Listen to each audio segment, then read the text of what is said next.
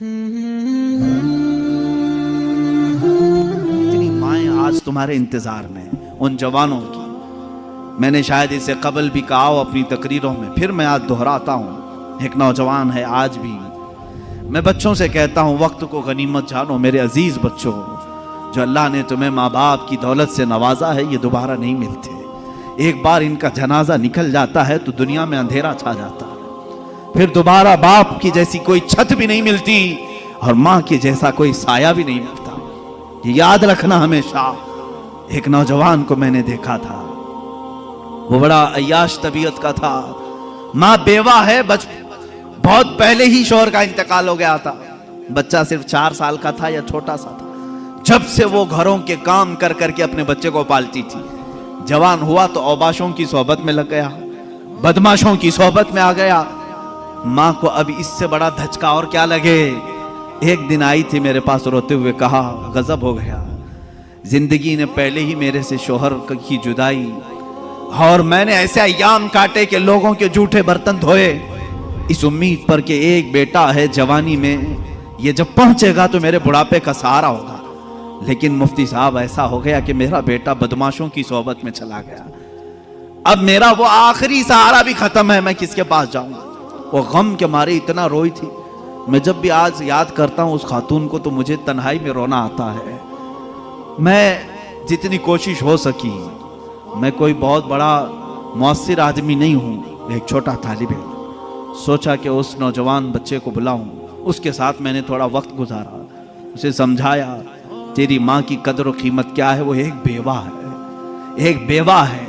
वो 4 औरतों के साथ बैठने में शर्म करती है। क्या तू अपनी माँ के साथ वक्त नहीं बिताता? दुनिया में तेरे दोस्त होंगे, तुझे दोस्त छोड़ करके जाएं तो तुझे कितनी तकलीफ होती है।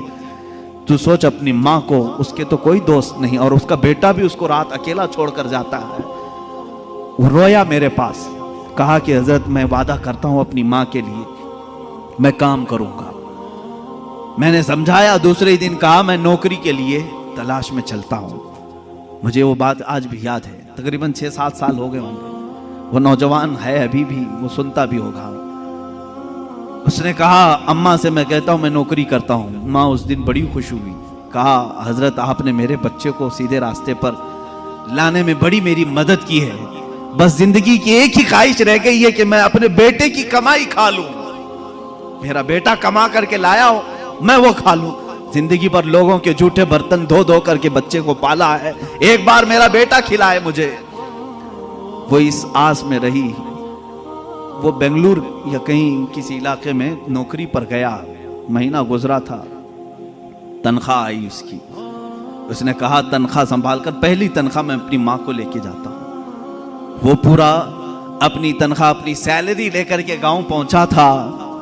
उसे पता ही नहीं था उसके घर के पास भीड़ जमा हुई थी। जब उसने देखा तो लोगों ने कहा कि तेरी माँ का रात में इंतकाल हो चुका।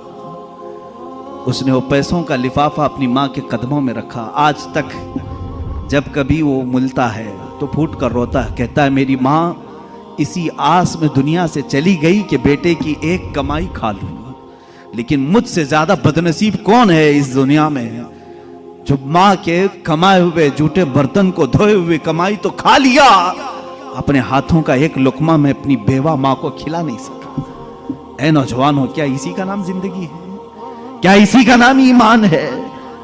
तुम्हारे अखलाक तो वो होने चाहिए कि तुम बाहर जाओ तो तुम्हारे माँ बाप तुम्हारे अखलाक पर फख्र करें। तुम्हारी एक एक कमाई के लिए वो आज भी इंतजार में है। एक बात याद रखना, माँ बाप लालची नहीं है तुम्हारे, लेकिन सिर्फ उनकी ख्वाहिश ये होती है कि बेटा अपने पैरों पर खड़ा हो जाए। जब मुर्गी अपने चूजों को खुद खाते हुए देखती है तो खुश हो जाती है। पहले चोंच से दाने तोड़ तोड़ के खिलाती रहती है, लेकिन जब बच्चे खाने के लायक हो जाते हैं तो खुश होती है। क्या तुम्हारे माँ बाप को इतनी भी खुशी नहीं देना चाहते हो? आज इतना भी उन्हें सुकून नहीं देना चाहते?